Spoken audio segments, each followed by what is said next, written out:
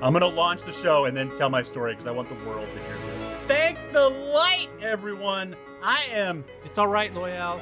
We understand. And these are my wolf brothers. I am your mother's milk in a cup. And I am your, it's too dark in the ways. I don't know what's going on. Who the fuck shot this show? People who made Ozark? We get it. It's way the fuck out in the middle of nowhere. Can we lighten the show up a little bit? It's so dark. Nothing can grow here. It's so dark. What, Loyal's penis? No, but you think normal pubes are curly? You should get a load of this guy's fucking... Jesus. Oh, no. Guy's got carrot top and a leg lock. Oh, no.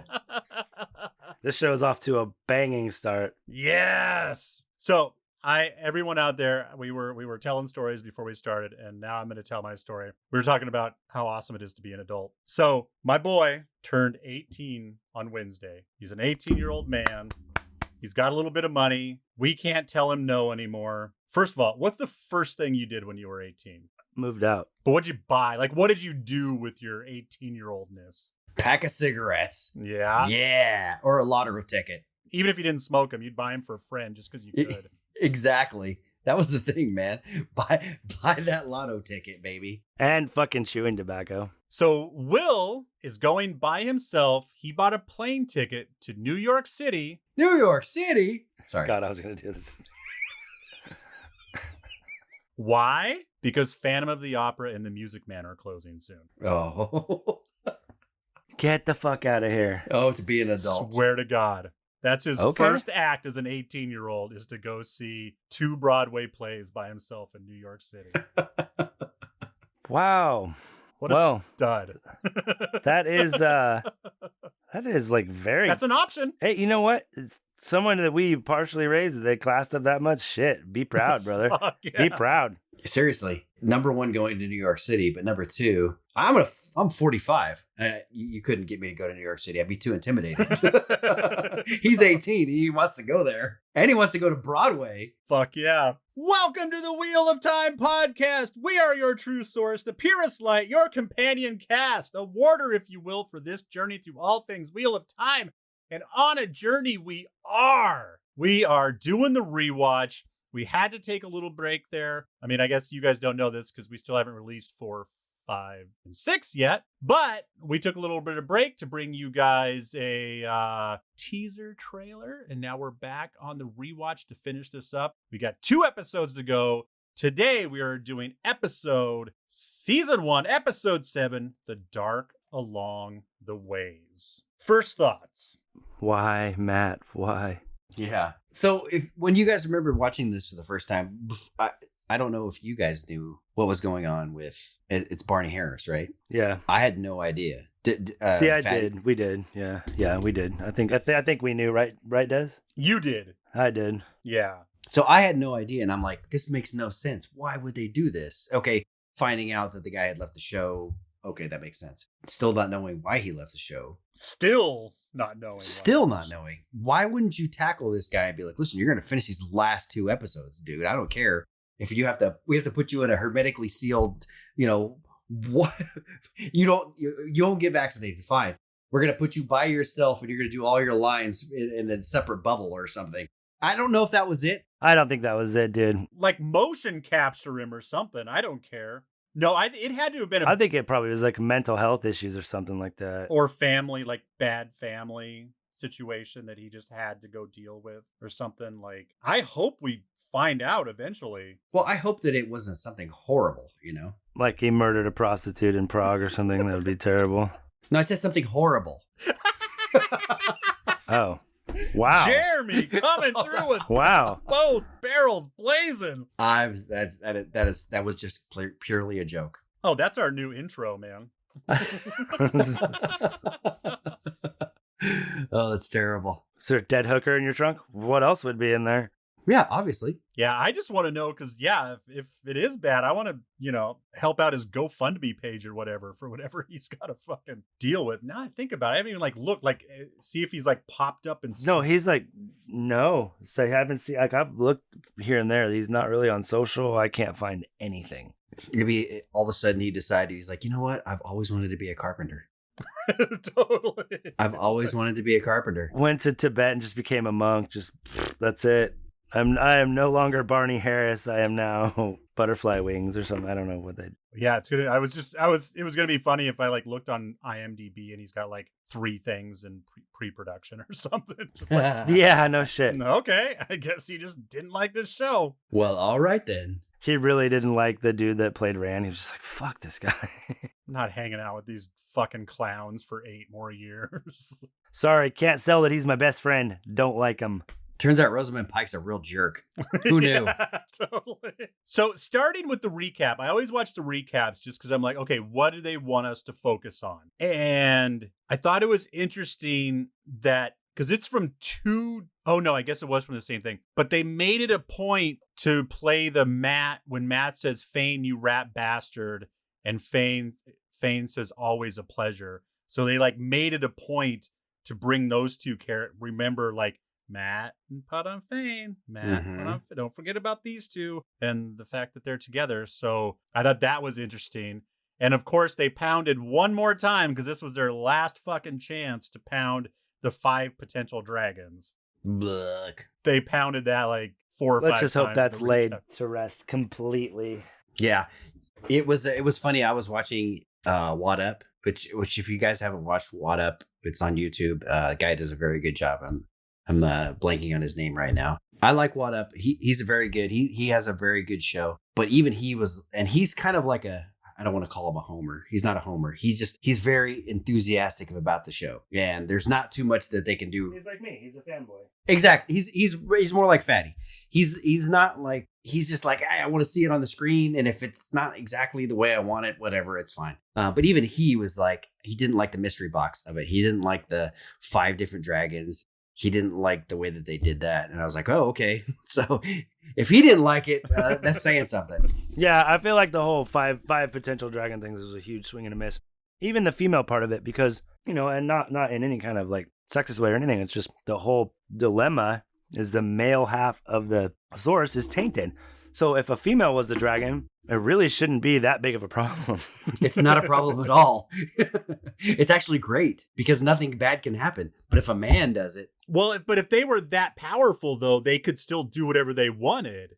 True, they could. Absolutely. But they're going to be the savior. And they're not going to eventually go insane and murder everyone, possibly. This is where we have to imagine the people who only watch the show. And will only ever watch the show. Yeah, to steal a line from Big Lebowski, like, he treats objects like women, man. Like, in the parlance of our times, I see the gender kind of neutrality. I see what they're going for. I totally get it. It's just the way this story was done. It just doesn't hit right. It doesn't land right, Yeah, I agree. I completely agree. And if they would have done it in a way that landed right, I'd have been totally cool with it. But it just... I would understand if there was in the show, there was no strong female characters. And like, listen, this show comes from a purely masculine point of view. It's all about men. And that we have to inject some female point of view or else the ladies aren't going to watch. That's not the show. I mean, that's not the books either. Yeah, the books are incredibly, especially in the very beginning where, all the women who you see are the most powerful women that you're going to encounter. Men have like no ability to, Moraine, there's nothing Matt or Perrin can do to Moraine if they decided to get into a fight with him. Same with Rand. And Rand Rand doesn't know that he can channel yet. When Egwene even finds out like she can channel, all of a sudden you go from, oh, I'm this, tiny, small girl who's younger than everybody else to I'm more powerful than all of you. Like, yeah, instantly. And then Nynaeve, it's 10 times that. So yeah, she's next level. So you have incredibly powerful women characters, and you don't need to inject them into a place where they weren't before. Yeah, in my opinion. I think that's kind of what made one of the things that made the story really cool, especially when it was written. It's like you weren't seeing a lot of people doing that. Yeah, I got to hear the. I finished the Great Hunt today.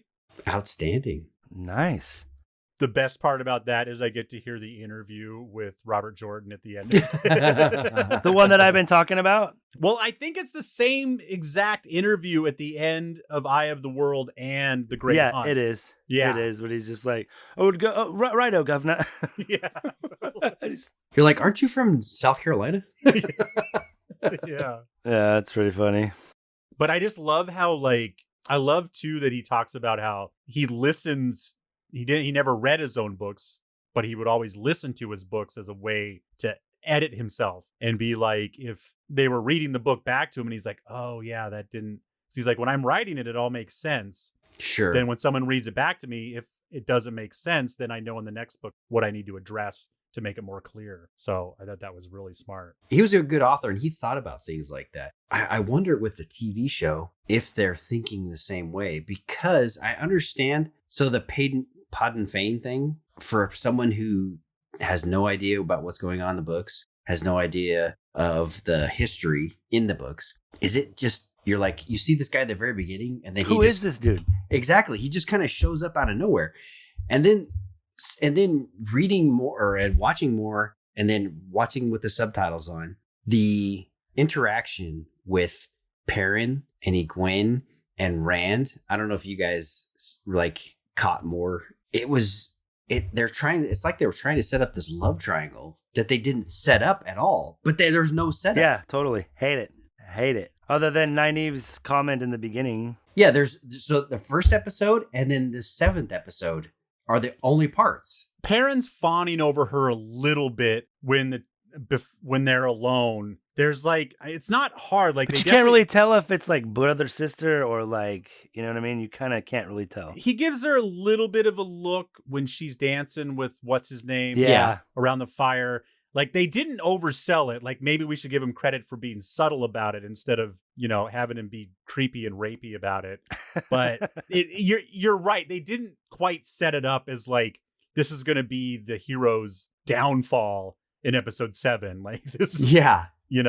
They could have sold it a little harder to make that fight make sense. Yeah. Well, there's a couple times when they're by themselves where Perrin and Egwene are talking, or she'll come up and like jump on top of him, or she gives him a hug or something like that. And there's not like oh, I'm enjoying this hug more than a brother would enjoy a hug or a friend would enjoy a hug.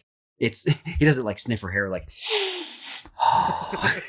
You smell delicious. You smell amazing. Coconut. You have that fresh out of the river, been in your clothes for fucking 5 days smell. You smell the fear of someone who's been pushed off a cliff into a river. And chased by Trollocs slightly afterwards. Are we going to talk about the show or? No, we're just going to keep on pontificating. I mean, I love it. That's why I just shut up, because Jeremy's making some good points. Well, I'm holding off because I don't know. We've touched on it a lot, so maybe we won't have to beat it quite to death. Oh no, that's what we do. We beat it to death. Nicole. All right, well, get your sticks out. We should have named it the Beat It to Death podcast. Yes. Yes, we get it, Justin. Fart jokes are funny. Ha ha. I mean, damn it, Jeremy, I do wish your face was veiled now. So. Right? So this cold opening is amazing. It's so good. It's so good. It's so good. Unless you have any history with the books. Or the show. Or with the show. If you paid attention to episode 4 of the show, when Tom says, hey, you got to watch out. When they veil themselves, that's when they're dangerous. Yeah. Well, you know what? She looked pretty fucking dangerous without her veil. Exactly. Which she should have been. Savage. Yeah, she should have not been dangerous at all. She should have been dangerous. She's going to beat you. She won't kill you. She can beat you to almost to death, but she will not kill you. Literally, she would die in the books. She would die before she would kill you, unless she's veiled. And I forget how many people she kills. Like, dude, like 12. Like 12. Yeah. In my mind, it's like 2 guys she takes on, but she takes on half a fucking army. It's like 2, then 3, then 2, then 4, I think. I don't know. It's crazy. Yeah. And then she has a baby, and then, Jesus. Dude, Jeremy, when she's running around, what the fuck's flying in the background? What's blowing up? Oh, you know what? I think that's probably almost like a catapult or trebuchet firing something. Yeah, probably. Yeah. Okay. I got really boned up because I'm like, do they have dragons already? Or, is that the Aes Sedai fighting? No, there's something called dragons. They're cannons, basically.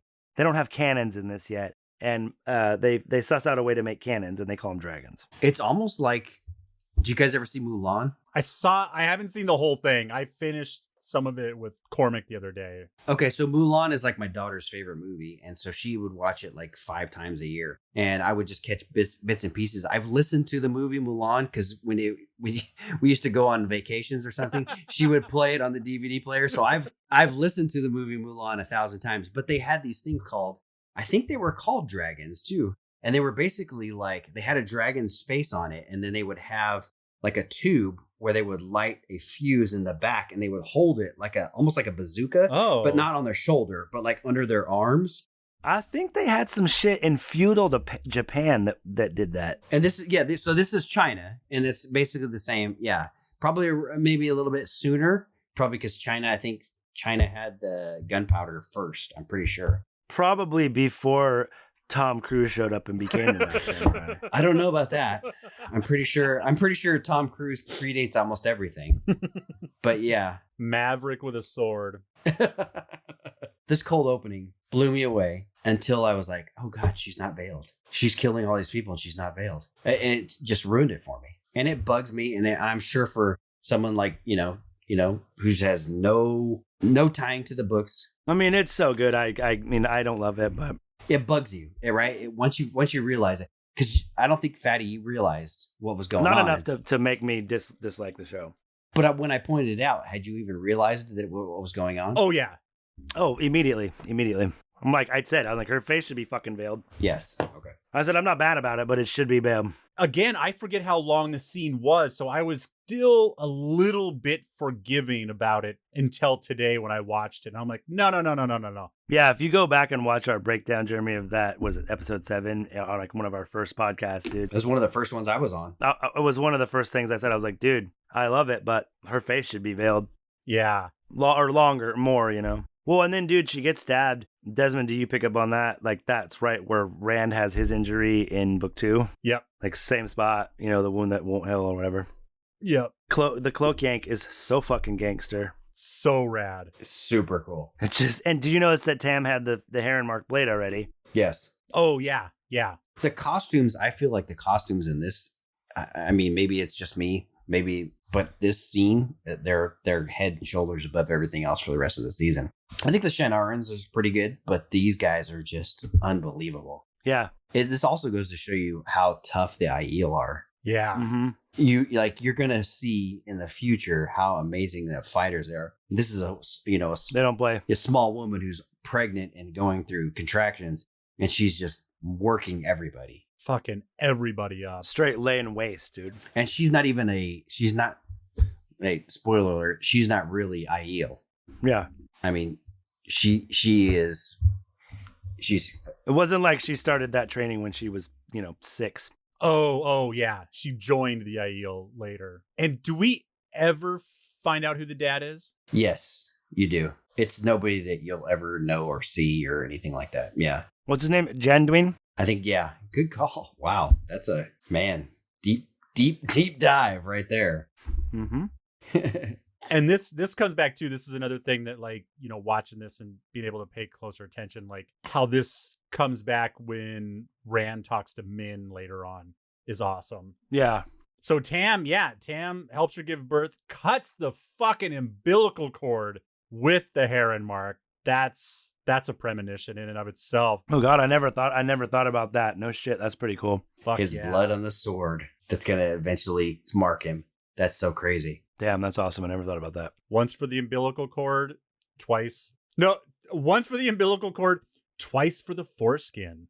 Oh no! Oh no! No! What do they call it? They don't call it a bris. What do they call it? The Dragon's Awakening. Cut the dragon's tongue off. What? The Moyle shows up and he just pulls a sword out and you're like, whoa, what are we doing? This dragon spits fire. He's like, don't worry, guys, it's Heron marked. It means I'm a blade master. It better mean you're a blade master. Oops, I blade mastered the umbilical cord. Don't worry. Jeremy, what did you think about the ways? I thought they were adequately fucked up. So what's hilarious is I typed in here, the ways look like low budget cool. Yeah, that's what I was thinking. It's the Orion pictures of the ways.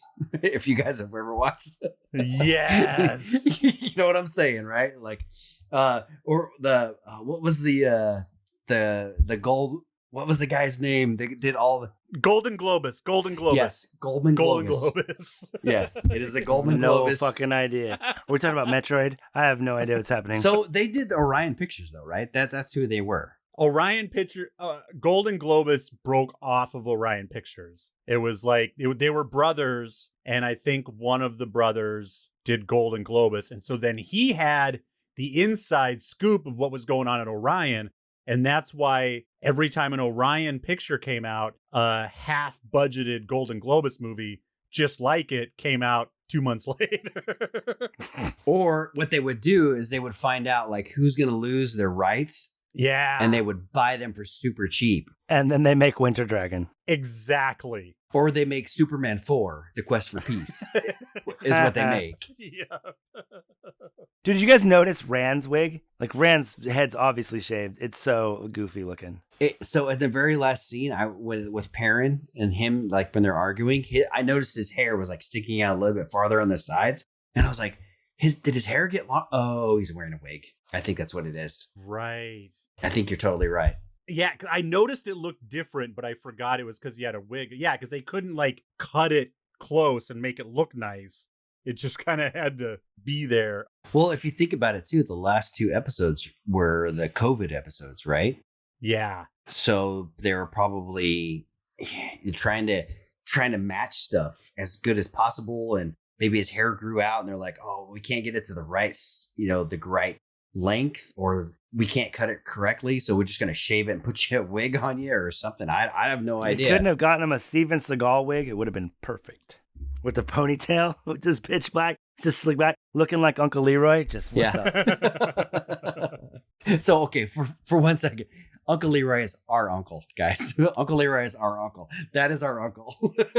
There is a real Uncle Leroy. There is a real Uncle Leroy. Yeah, I'm not just throwing out a name. I have an Uncle Leroy, and he, especially when he was younger, he'd look a little bit like maybe Steven Seagal when he got a little puffy, but that's what he looked like. It's true.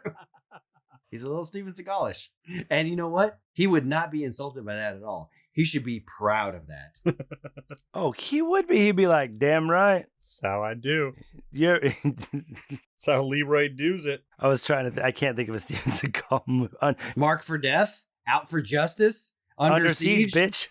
Under Siege 2, Dark Territory. Jesus, oh my God. You want me to keep going? You know what? That was one of those movies that Grandma would watch with us. We'd just be having she'd be like, let's have our popcorn and our Pepsi, and you guys can watch whatever stupid fucking movie you want. I'm going to do my word search, and you kids are sweet. I miss that. I miss Grandma so much, man. Oh. Jesus Christ. We are so off track. Okay, Loyal contradicts about channeling right away. He's like, you can't channel in here because Machin Shin will come. So, like, which is it? Can you channel? Can you not channel? I mean, obviously Machin Shin shows up, but I don't know. That just annoyed me a little bit. Well, I don't know. I think it happens the way, I mean, you can channel in there. You just shouldn't. You're right. Yeah, and they're right by the exit, too.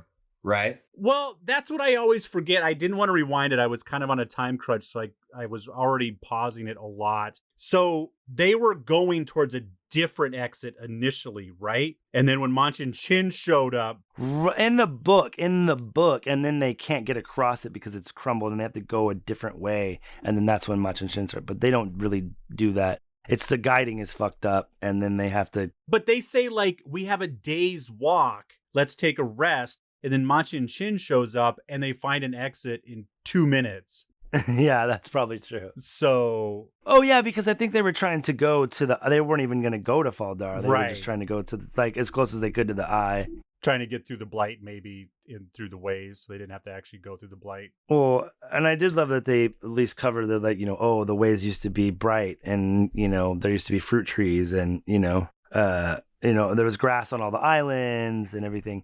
I mean, do you think that sighting was because they were helped to be grown with Sidene, that's why, or is it something else why they got corrupted? No, it's 100% because of that. Yeah. And it's pretty much confirmed if you rereading. I do want to say I think I like the ways, as much as it is kind of small and cheap. Like, I don't know. I know for Lord of the Rings they would have like zoomed out and shown some huge ways, but I don't know. I kind of like it being small and we don't know what the fuck's going on. We can't see anything. Like, why would they show us? Because that's really what it's like in the book. Yeah, you can't see shit. You're what's out there, So I think the fact that we can't see the bird's eye view. Perrin can, though. Perrin can. I was gonna say that's one of the things I did like in there. It's a little bit like trying to cram a lot of stuff, but it's like they talk about the guiding. It's like, oh, that's how the Trollocs got to Eamon's Field or whatever. And Perrin's eyes are obviously getting super wolfy because he could totally see from far away, which is going to bring me to something later that I have a question. And I know I asked it before, but I'm going to reiterate it. The whistle? Yeah, the whistle is always there. Give a little whistle. Give a little whistle. Yeah, Rand's got jokes. He's like, oh, we're going to die. So a Trolloc jumps on him, and then Egwene channels, or does she? Or does she? You find out at the end of the episode. Maybe she doesn't. Maybe it's not her. And then Machin Chin shows up, chases him out of the ways. So when Machin Chin is there, I'm going to read all of these for, our listeners probably don't watch this with the subtitles on the way I do, or have watched it 8 times like we have as a group. So when Machin Chin shows up, it likes to just dig at your fears. That's how it fucks you up. So while it's swirling, to Moraine, it says, "You're wrong about everything. You'll murder these children and call it heroism." To Egwene, it says, "You're nothing. You're an imposter. You're a fraud." To Rand, it says, "Egwene will never love you as much as you love her. She left you once and she'll leave you again." To Perrin, it says, "You wanted Layla dead, out of the way. That's why you killed her, because you loved another woman more than your wife." So there's another thing they're giving us. To Lan, it says, "You can't protect her. You'll watch her die." Nynaeve gets a fucking earful. "You'll hear their screams as they die, just like you heard your parents, and you'll do nothing to save them. You lost Matt, and now you'll lose the others one by one till you have nothing and no one. You can't protect them. You can't." So that's how Machin Chin gets them all crying. Machin Chin is telling Lan about Moraine or Nynaeve? No, Nynaeve. He's talking about Nynaeve. Or it's talking about Nynaeve. Because, and obviously Rand gets a few more things. You can't protect her. Oh, yeah. It is about Nynaeve? Yes, absolutely. I think so, yeah. Yeah. I think so, yeah. Well, and like Nynaeve, basically Moraine kind of does what Nynaeve did in the book version of that kind of scene, which I think it's cool that they gave it to Nynaeve, but again, Nynaeve gets all the glory. She really does, man. We were talking about it the other day. We're like, oh, she has the power to heal every single person. The first time she ever uses her power, she's like boom, explodes, and then knocks back Logain as well. So it takes him out of the fight. And then this, and then at the very end, her power is the power that kills all the Trollocs. So instead of Rand getting anything, like literally anything, like you have... All he does is fuck up and let Ishmael go. Exactly. Here you go, bro. Have fun. Bye. Go party. And by the way, I used a Saw Angriel too. It's not even like I had used my own power. Yeah. I used a Saw Angriel, which is more powerful than an Angriel, which we didn't even get to see. Fucking show is horse shit. Oh. Yeah, so Des, did you not realize that? No. There's 2 levels of Angriels? Oh, yes. So three sort of. 2 levels and then... No, there's 2 levels. Specialties? There's a Saw Angriel, there's an Angriel, and then there's a Saw Angriel, and there's a Terra Angriel. Terra Angriel do different things. So as an Angriel will multiply your power. Say, like, think about a bench press, right? Say I can bench press 200 pounds, but with an Angriel, I can bench press 250 pounds. Now with a Saw Angriel, I can bench press 350 pounds or 450 pounds. Depending on how like powerful it is, it gets more and more. Multiplier. You have a Saw Angriel, you get extra spells, more mana. But with a Terra Angriel, it's like instead of doing bench press, I can fly. Well, the thing about Terra Angriels is that sometimes they make them where people who don't channel can use them. Like there's some doorways that Yes. you'll get to that you can walk Absolutely. through to get like answers, and that becomes a big part of the story too. Which if they leave that out, I'm gonna be really bummed. Oh, that would bum. Yeah, that would be bad. I will cry. We'll have a problem. But there are Terra Ingrils also that you can like channel into, and it'll allow you to enter the world of dreams or something like We've that. seen one of those. We've seen one of those already. Maybe have seen that. one of those. That's definitely. What else would it be, man? They're channeling into it, then they're in the world of dreams. It's a TV show. It might They can be do a whatever. tchotchke. It could be. Look, it's just like one of those frames where you can like video chat. It's fine. It's virtual reality. It's just another fucking thing I have to dust around is what it is. That's exactly right. It's another Van Gogh. Oh my gosh. Oh God. I have to like look at it. One golf. Oh Jesus. I'm just really excited. After watching that trailer, I'm so excited because the sets were already actually really good this year, and the costumes were already good this year, and I think they're just going to be crazy good. Well, and also, my buddy Guy Roberts said he's really excited about it. He told me personally. Thank My you boy. so much. Your boy. Let me just work that in there. My homeboy, Guy Roberts. Yes. No, he was pretty cool though. He actually reached out and was just like, "Hey, I showed you guys a text. It was just like, hey, we're pretty much on lockdown until season 2 comes out. So, but we've been talking to him and stuff, and he wants to come on, and he's given us his agent's name, and he's like, I'm totally down to come on. Just got to clear it with the Amazon people. We can't get a hold of anybody from Amazon. So Guy Roberts is the guy is the gentleman who plays Uno. Uno, yeah, Guy Roberts is Uno. For those of you who don't know, Who if is, you're and listening to this. again, for those people who still don't know, the guy with the patch in Faldara. That is Yes. introduced in this episode. Yes.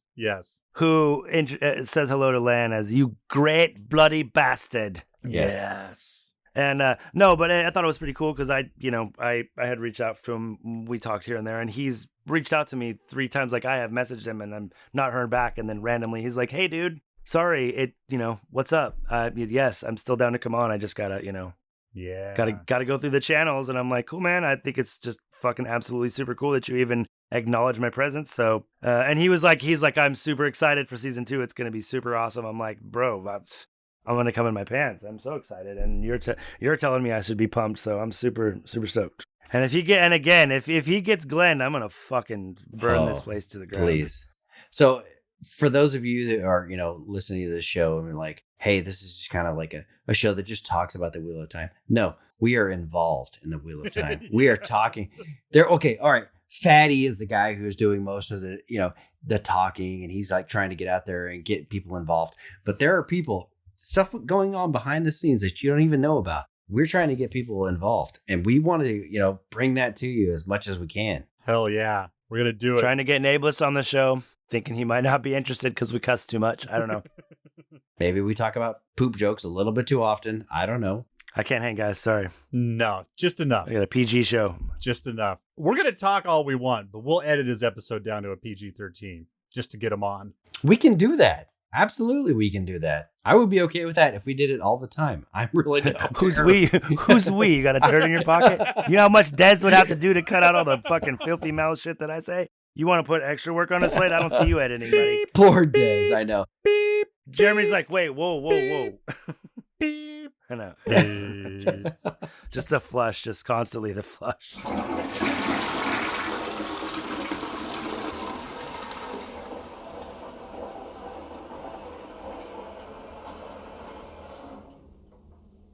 Jeremy, why do you think they didn't make it more blatant that Pod and Fane are they trying to maybe he can channel, or because Moraine had to channel to open the Waygate, and then he just kind of walks out of it. And so do you think it was a choice or literally a budget thing, or? I think it's a budget Are they thing. trying to kind of maybe he can channel, you know what I mean? Or maybe he has someone whom he can channel. I don't know. Honestly, the whole Pad and Fane thing, especially after talking to your brother-in-law, where he's like, hey, we want to listen to your podcast. Yeah, we want to listen to your podcast. And he's like, but I have no idea who's this guy that shows up. So you're watching the show and you're trying to figure out who is this Pad and Fane guy? He wasn't even trying to figure out who Pad and Fane was. He was like, who is this person who's in the ways? I saw his coat and we were trying to figure out who he was. And they have no frame of reference because he showed up in the very beginning, and unless you're paying very good attention,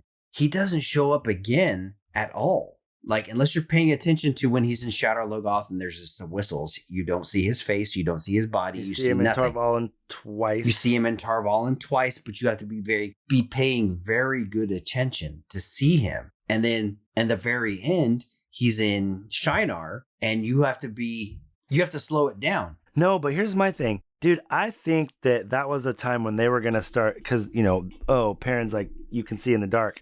And right after that is when he kind of like, Nynaeve would have saw pontificating walk right past them. She would not have missed him. Yes, absolutely. I think he's starting to smell where he was. Like, he's starting to have this different, because he does such violence, he leaves a fucking trail. And so it's so strong that it's almost like he's walking right by him. But I think they probably couldn't make an effect. Or I think it's one of those things, maybe they'll go back in season 2 and they'll have a little flashback where he's like, oh, he wasn't actually there. Well, they didn't make it like he was like, oh, what's that smell? Like that type of thing. Yeah. It was like, I think I just saw Padden Fane. And that's what he says. Right. Maybe it's almost maybe the wolves, I don't know. But then we don't see him because in the camera angle, I think we should have seen him walking away. And I don't think we do. Right. You don't really see him. Yeah. You see him for a second, but then he just kind of like someone walks by and then he's just gone. Yeah. If I'm remember correctly. But you're right, Jeremy, in the fact that like it's only nerds, like even people who like this show and are trying to pay attention are just like, is this the fucking guy that was selling trinkets in the first episode? Right. Like, it's like, why the fuck is he here? Yeah, like, I guess he matters. You know what though? Honestly, in the book, it kind of is the same. He just kind of pops up. But he comes up a lot. That's true. In conversation. Yes. So you're at least like, okay, I got to keep my eye out for that fucker. Yeah. So in the books, he just kind of disappears, and then there's a guy who's asking about him when he reaches Camelin. When Rand reaches Camelin, and they're like, "There's this weird, like, there's some beggar, this creepy beggar asking about you." Like, okay, and then he runs into him, and he's like, "Oh my god, that's Padden Fane. Why is he like after me?" And so he like runs away from him, and then finally he catches up to him in Shinar at the very end, and they're like, "Oh, this guy is a dark friend, and he is really weird. Let's just lock him in the dungeon." And then you come back to him in the second book, and so there's this slow like showing like, oh, this guy's a little different, but it's not like you need to really watch out for him. Well, tell the second book, then he really is like, holy shit. Well, and we learn a lot about him when he's locked up too. So if he doesn't get locked up, exactly, yeah, they're gonna have to really spread that out, or maybe somehow he gets caught in a different way. But no, he's got the horn. He's got the horn, and I think that so. Yeah, he put the dagger in your horn back. He did put the dagger in the horn box. He's got both. So fast forwarding now to the point where everyone knows that he's a bad guy, and he's been kind of, if you go back and realize, okay, he's been following him the whole time. He's got the horn, and he's got the dagger. So he's taking off. Obviously, Perrin's going to go after him. Rand is off doing something completely different. Matt. Did you just say obviously? Obviously with it. Yes, I did say. Okay. Possibly. Maybe not so obviously. Possibly. Perrin's gonna go after him. Okay, in all of the trailers that we have seen, it's Perrin just by himself going after with all the Shinarans. So they're going after the horn. Because Rand's off by himself, so Rand must be heading to Karheen. Yes. The more I think about this, the more I'm like, okay, I understand what you did here. You need to get him into book 3, basically. So you got to pretty much bypass book 2 with Rand. He's going to go right past it. Which means you're going to miss a lot of the Selene stuff. I don't think they're going to do the parallel universe flicker now, because I don't think you can do it well. I don't think you can do it well. You can't. I don't think you can do it well, and I don't think they're going to have time for it. No! Maybe one real quick part of it, and they can, yeah, maybe do one of those cool Benny Hill little medleys where it shows they've been there for a long time. Yeah, you have no Huron, right? So you have, instead of Huron, you have Perrin and Elias, probably. Elias Matura, right? So he's going to be him. Perrin and him will be doing the same thing. Perrin will learn from Huron. And I think that that's just going to be them learning the wolf stuff. It's not going to be him actually learning the smelling. Maybe it's going to be him learning the smelling stuff, but they're not going to go into that parallel parallel universe that Rand and Huron and Loyal did, where they met Selene. I don't think it's going to happen. I quit.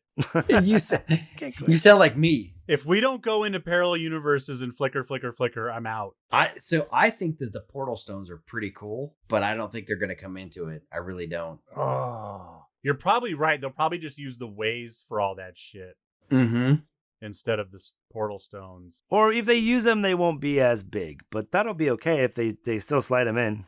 I had kind of forgotten about the flicker now, and I can even remember. You could spend 12 to 15 minutes on them spending a night in that place trying to figure out this portal stone, and coming across Selene. So they could actually, instead of using the ways, he could just figure out traveling, or he can figure out skimming before that, which is so traveling is you basically. Dude, I hope we get that in the second season. Yeah, traveling is you open a portal between one place and another. Skimming is like you open a doorway that takes you to a hallway. This is going to sound so stupid. And we covered all this on episode blah, blah, blah on compulsion. I can't remember which one. A Scooby-Doo hallway with a bunch of doors along the sides. No doors. It's just a hallway. So that you go from one place to the other. Yeah, it's completely wormholes. Different. It's kind of like wormholes. It's basically they just rip a hole in the air. It's basically it. Getting to Min, Moraine's like totally pressing her. Min is not what I expected, but I still really like that actress, and I thought she was great. Except she has, want to talk about having a tell. She got a tell. She takes a drink every time she lies. Oh. Wow. Oh, and you know what? Min knows who that fucking baby is. You see, Rand was holding the baby. He was holding the baby. Was it the baby? No, it was not the baby. Find out next season. It's gotta be the baby. I don't even know who the baby is, but what other baby? Oh, you know who the baby is. Why would it why would her premonition matter if it was just a baby? Because it's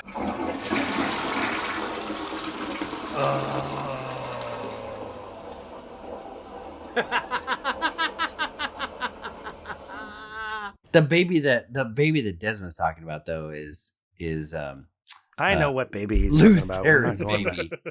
Yeah, you know what? Okay, Desmond, I figured out why. Yeah, do you know why that baby was there? Because it was just a little reminder of what Lews Therin does when he comes back from Shale Goal, is he murders fucking everybody, including that baby. I used to listen to this podcast, and they would like review old movies, and then whenever there was an old movie with a dog in it, they'd be like, "That dog's dead." That dog is so dead. God, Jesus. This movie is 25 years old, or even if it's 15 years old, like there's no way that dog's still alive. Dude, if there's like a gratuitous animal death in a show, me and Lisa will be like, nope, the fuck right out. I'm done. Nope, not doing it. I'll keep my eye on doesthedogdie.com. Yes. And I'll keep you warned. That's like Independence Day. Yeah. Literally, there's a fireball coming down, and it's like killing tens of thousands of people as it's going through this hallway, and this dog jumps and at the very last second makes it, and everyone's like, yeah! The dog, yes. Oh, it's literally killed tens of thousands of women and children. But the dog survived. That's why humans are dumb. I like dogs better than people anyway.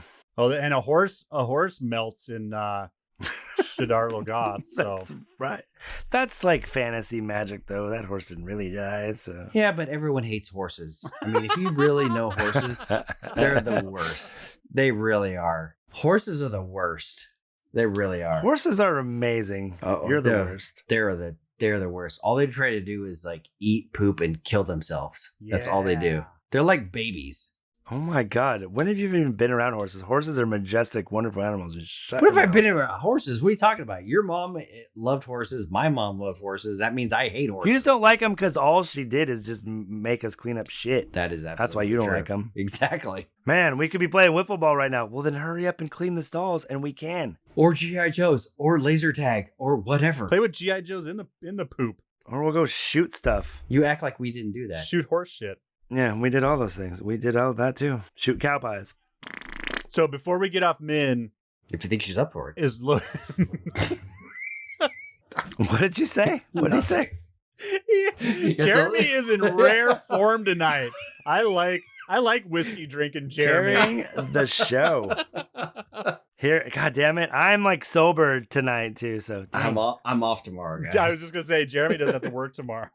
He does not. I gotta get up at 5:45, so I'll be right back. So Min looks at our heroes. She sees Perrin with yellow eyes. She sees Rand holding a child, and then white and gold. Why is it white? I forget which Egwene or Nynaeve is white and the other one's gold. Do those colors mean anything, or are they just magical sparkles? I think she said that it's night. I can't remember exactly what she says. Egwene's has to do with her being the Emilrin seat eventually, I believe. I keep forgetting that's Egwene. I keep thinking that's Nynaeve that's going to do that. I don't know why. And then Nynaeve, I think hers has to do with her and Lan's, budding romance. Okay. And there's one thing that they set up, and I should wait for Germany to get back for that. But they're setting up, like Moraine kind of talks about Nynaeve. She's like, I like her.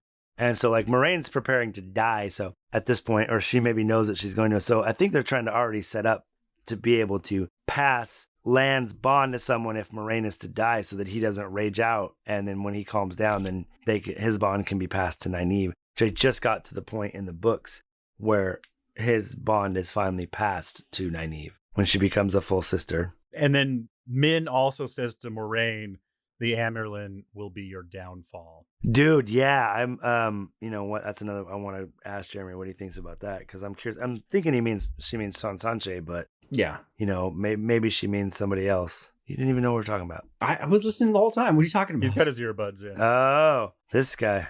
Oh, magic.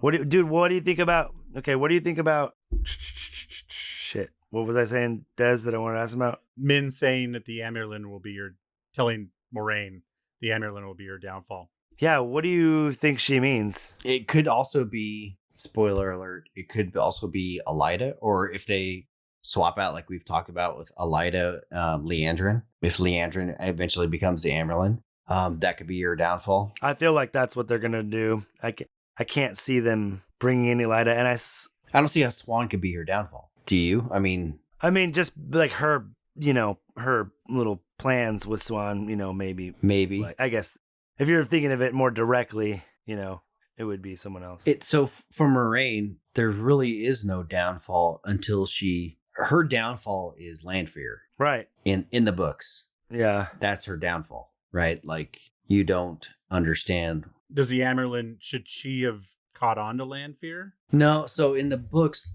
they don't have that relationship. Oh, that's right. There's no loving, like, they don't have like a romantic relationship. In the books, there's really, it's kind of hard to say this without being spoilery, but Moraine disappears for 5 books, 6 books, something like that. Really? She disappears. Dude, so I'm on book 13. She disappears in book 5, beginning of 5. 5 or 6, end of 5. End of 4? End of 4? No, it's not end of 4. Fires of Heaven? I think it's end of 5. Yeah, because they're leaving the waste, so it's got to be. Fires of Heaven is 5. So I think end of 5, she disappears. She comes back in 13, you said? Yeah. Matt, I'm right where Matt's going to get her. Does she have to come back? Does her powers turn any tide? She's important to Rand. She's incredibly important to Rand. So they can't kill her off prematurely. By the time Rand gets to the end, he trusts Moraine and Nynaeve. That's it. Moraine and Nynaeve. That's it. Well, and Min and, and Elaine. But like even Elaine and Egwene, he doesn't. Not fully. It's not that he doesn't trust them. It's just they don't see eye to eye. And he's like, look, I'm going to do what I need to do. I'm not wrong. He doesn't trust their motivations. Like, it'd be like, you're an incredibly important person. Say you're the president of the United States and you want world peace, but also you have to work with the Russians, and that they want world peace, but they're going to get world peace their way. Yeah. And they're going to get the most, they're going to try to get the most they can out of whatever they can. And so you're like, okay, I get it. I understand. In this analogy, Sean Chan's a runner. Yeah. So you're trying to figure out, like, okay, Nynaeve's motivations are she cares about the people that she grew up with and the people that she has to look out for, and those people are right now Rand. And then Moraine is like, he's like, well, you've been searching for me for 20 something years. And so I know that you have like one goal in mind, and that is to help me, who I am, the Dragon Reborn. Save the world. I know that's all you have to do. You want to save the world? That's all and I know that your motivations are pure. Everybody else, you have motivations, but also those motivations are not perfect. Well, and when she disappears, he doesn't feel that way about her. He's sick of her pushing and pulling him around, and she gets to the point where she becomes so subservient to him, it's almost ridiculous, because she just doesn't want him to send her away. Yes. She's like, I will do anything to stay near you so that I can help you. And he's just like, I don't trust you. I think she even says short of joining, sort of sharing your bed, she finds out some answers from some people. And she says, I did find out that would be a disaster. So that's the one thing I won't do. God, Nynaeve too, feeling violence. Let her try. So after the heroes get their minds read basically by Min unknowingly, now this is the end of the second act of our rom-com, and our heroes have a fight so they can go split up and brood on their own. God, I know. Jeez. When the whole land thing with her, I refuse to talk about it. We're going to talk about it because I don't believe Nynaeve would touch him knowing that he's bonded with Moraine. I think that's a really good point. That is a good point. She's going to know all about my good stuff. We're not doing that. Yeah, I don't want to be anywhere where she can know what I'm doing, and she'll know what I'm doing to you. So I'm out. Come on, dude. That's a typical warder lie. Oh, dude, it's cool. She won't know. She masked the bond tonight. Yeah. Fucking warders are liars. You can't trust them. Warders can lie, everybody. Warders can lie. That is true. They can lie. That is absolutely 100% true. And often they are employed to lie by their Aes Sedais. Often. It's more like subterfuge and like hinting at stuff, but they basically lie. I never even thought about that. That absolutely, she would never want that. Yeah. At 100%. I don't either. That's a very good point, man. I mean, some of the stuff, I guess it's okay. It's just, as long as it somehow has context in the future, then fine. Like, as long as there's some sort of a callback to, like, there's some things that I maybe not, I don't want to say, oh, it was stupid, or just, you know, like, it wasn't my favorite. I didn't really want that there. If there's a callback to it and there's a reason, okay. Yeah, sure. Build that mystery box. Better be something in it. I love Lan, too. He's like, I hadn't noticed. Like, she's beautiful. He's like, nah, I hadn't noticed. It's another good line. Sure he hadn't. Yeah, right. And how did he like fucking creep up on her real fast? What was that about? Are we to believe that she was just so moon-eyed on about him that she didn't notice him leaving the room? Or that he's a fucking ninja. He's a ninja. I mean, he's definitely a ninja. That was just a ninja move, I think. Well, every time she's followed him in the past, he's been with Moraine. So she's like, Moraine has a tell. You don't have a tell, though. Your tell is you're super sneaky. I can tell you want me. I can tell it's you because your braid smells like patchouli over there. God, you know it does, too. You have to. He would have to. Oh, I mean, you know what? Actually, you know what? Something I said a couple weeks ago is that I wasn't sure how, you know, it was going to land with Egwene trying to, like, you know, take charge and, you know, maybe be a leader of the Aes Sedai at some point. But I did see it, actually, this episode. She said something to Nynaeve, and she was just like, first of all, she's kind of like, what were you doing last night? Why are you rebraiding? Where the fuck were you? She's like, I went out. She's like, I bet. Your bed wasn't slept in. Don't play. And, you know, she's already kind of like got that kind of like older woman edge to like, hey, what were you doing, dirty girl? And she says something else to her. She was like, talks about her pride. She's like, would you really let your pride stop you from doing the right thing or something like that? And maybe that was the books. I don't know. I'm starting to mix them up, but I'm pretty sure that was. I don't think they say anything about that. She says something about, was when she said, she was like, let her try. And she's like, really? Are you really going to like try to fight Moraine? Like, we're trying to like do this shit. I can't remember what she says, but it's like, she's like, you know, like fucking like focus up. Like we're trying to like save our friends, you know? Yeah. Yeah, no, you're right. She does say something like that. So Nynaeve is off with Lan. Perrin is just off. I don't think we see what Perrin's doing during this, do we? He's just off pouting somewhere. I don't think so. And then Rand is missing the mark with his bow and arrow. He's all mad, so he can't hit the bullseye. Emo Rand can't shoot the bow. Symbolism. I do want to point out, you know what I did notice in this episode? He does have one shitty scene. The Way of the Leaf. But Perrin he is a much better actor in episode 7 than he was at the beginning. Like, he's fallen, or maybe he's just falling into Perrin's character more, but I did appreciate the difference, and I noticed it. So, Marcus, again, don't kill me. Yeah, he that's the one thing I wrote down on here, that I don't remember him being so into the way of the leaf as in the books. Like in the books, he wasn't so. I think they're just he struggles, when he wants to put away the axe for the hammer, but it's like finally he comes to the realization, it's like, dude, it doesn't matter. You're fucking gonna destroy if you have a. There's one point when Perrin like rips a leg off a chair and beats someone to death with it. It's just like, it doesn't matter what you have in your hands, dude. Exactly. You're fucking savage, dog. He's one of those guys who's like, well, but I can take the hammer and I can use it for other stuff. I could make stuff too. I don't have to just kill people. But I could also tear a guy's jaw off with my hammer. So, or my bare hands. And maybe he's going to be Matt might be too, but Perrin they might be using him to show that like the wheel fucking needs you. So you can want all this shit all you want, but the wheel needs you here fighting this battle. That's exactly right. Right. And like, absolutely right. And you'll see later as it gets on, like there are times when Matt's like, all I want to do is get on my horse and leave where I'm at. But if I try to, something will keep me from doing it. And something always happens. Varen tells a story about how she's trying to travel. She's trying to learn. You have to learn where you're starting from when you want to travel. And so she's like, well, I rented a room and I tried to learn it. And then I had to get moved. And then then the inn caught on fire. And then like all this shit keeps happening because she has to wait for Matt, And it's just like the Taviran factor of it is awesome. And I really think that they did a good job of keeping Rand. Rand is always the common thread between Matt and Perrin. In the books, to me, like, yes, they were friends, but Matt and Perrin were never as close as Rand and Matt or Rand and Perrin. They were Rand's best friends. They were also friends with each other, but not like on that level. And I think they're doing a good job of like, yeah, they're close, but Rand is the link between everybody.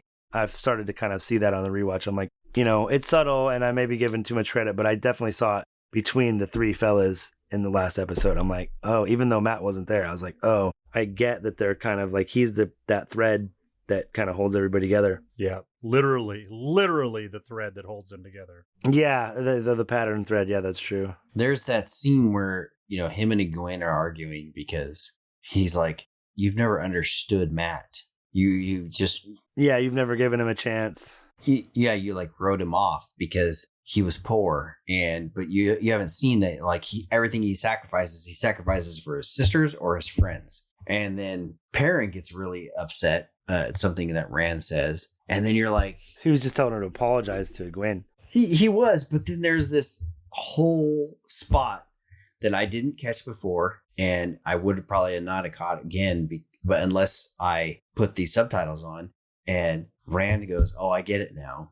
He goes, the day that you proposed to Layla was the day that Gwen and I got together. And so, I mean, it's obvious that they're trying to set up this weird love triangle, right? But yeah, I just don't get it. They take 5-6 episodes off of doing it. Yeah. Yeah, I still don't understand it. And Min's not going to come in. I don't think she's going to come into play in the show very quickly. So, I don't know. Yeah. She should be pretty by the end. I guess by the end of season 2, she's going to have to be all up in there. Yeah. I forget that we're going to get deep into Shan-Chan in season 2 because I forget they loaded them up at the end of season 1, so they're going to be all about it. So Egwene shows up and, for lack of a better term, straightens Rand out, and now he's shooting bullseyes, baby. He's all loosened up. She's off to the tower, and Rand's shooting straight. She's all done until Gawain gets her filthy hands all over her. And so this is where, while Rand is, finally relaxed and shooting bullseyes, now he's thinking about all the stuff. He's realizing all the times that he's channeled. Like, up until now, he hasn't really realized that he's channeled. He feels like he's gotten lucky or whatever. And he's just like, oh. Well, and then the Black Wind was like, you're the Dragon Reborn. Oh, that's right. This is when we get the call back to what the other thing Machin told him. It's you. You've always known it's you deep down. No matter how fast or how far you run, you cannot escape your fate. You are the Dragon Reborn. Bum, bum, bum. Well, and he accepts it for sure. Well, he doesn't accept it for sure until he goes to Min. He's 99% sure. And then he goes to the bar and talks to Min. And then Min tells the story about her first vision she ever had. Well, and that's not in the books. Really? I don't believe, right, Jeremy? No, absolutely And not. I loved it. I loved that. Because I assume that this is... Well, she has visions about him, just not that one. Yes. But... And then, or she never talks about having seen Tam, you know, with that sword or anything like that. And I thought it was pretty cool. Do you think they're going to play this then as the vision that Min told Suan and Moraine 20 years ago? That wasn't Min. But Min says... That was some Aes Sedai. She would have been like 2. Oh, is Min... I thought she was a little bit old. I thought she was more of a Nynaeve age. Like, she's like 2. Yeah, she's like 90. She's like 25 and they're like 20. So, I mean, this woman can... I mean, yeah, you can imagine her first vision being when she was under 10. It's different. Yeah, but she was just a gutter rat in Tarvalin or Berlin, whatever. But they I think they came across her in Tarvalin and they kind of spirited her away so she wouldn't just be a test subject her whole life, basically, because she could see visions. But she said her first vision was she saw Tam in Tarvalin right after he found Rand, or right before the fighting. Well, she saw the whole thing. She saw the cold open, basically, in her vision. No, she just saw Tam with and his life in the 2 rivers and stuff like that. No, she saw Tam taking the baby from Dragonmount, didn't she? Yeah, but I don't think she saw the fighting. Well, I mean, I feel like she saw the birth. I don't know. I'd have to listen to what she says, but... And the man with the heron mark taking the baby and retreating to the 2 rivers and raising it as his own. Yeah, and he's surrounded by sheep and... Yeah. Whatever. They make brandy and ciders, and they grow tobacco. And a drunk wife. and a drunk wife. Yeah. Your mom could drink. Like, dude, shots fired, man. That's underhanded. I hate it. Wow, bro. Mom died of cancer, but now you're going to talk about how much of a drunk she was. That's cool. I know, yeah. Fucking... And then, I don't know, the Blight could have been better, but it wasn't terrible. I would like to have seen, so after when we talked to the editor, and he was talking about how they had picked out places and they had it all scoped out, and then COVID hit and they couldn't do it. I'm just like, oh man, I would love to have seen what it looked like, before all that. All right, Min, I saw blood and snow. I saw a baby born on the slopes of Dragonmount. Okay. So she saw the prophecy of Rand being born. Yeah. Blood and snow. Which I guess that's similar to the prophecy of Guitarra Sedai. She's like, blood in the snow and the baby is screaming and he comes again, and then she fucking dropped dead. And then she's like, he burns like the sun and the... And on that note, thank the light. Thank you for listening to our podcast. Rate us, like us, tell a friend. Thank the light, everybody.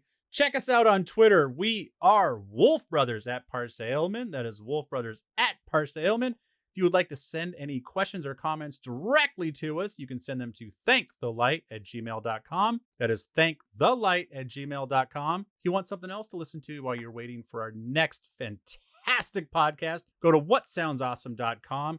We have a lot of great shows. It's getting closer, everybody. My new fitness podcast, we have episode 0 up. So if you want to just listen to a couple minutes of these guys introducing themselves before they launch their first episode, it is officially, I've been calling it the wrong show because I'm a terrible promoter. It is That Fitness Couple is what it's going to be. It is going to be That Fitness Couple with Mike and Corey Beth Lepowski. They're going to be coming at you soon with lots of great fitness and nutrition information. On top of that, we got time travel, we got comedy spirituality, we have more fitness and nutrition, and we have awesome women on the Be Brave podcast. So all you little Hulkamaniacs out there, take your vitamins. Oh yeah, brother. And on that note, I just want to remind you all that they're both big and they both brood. May you always find water and shade.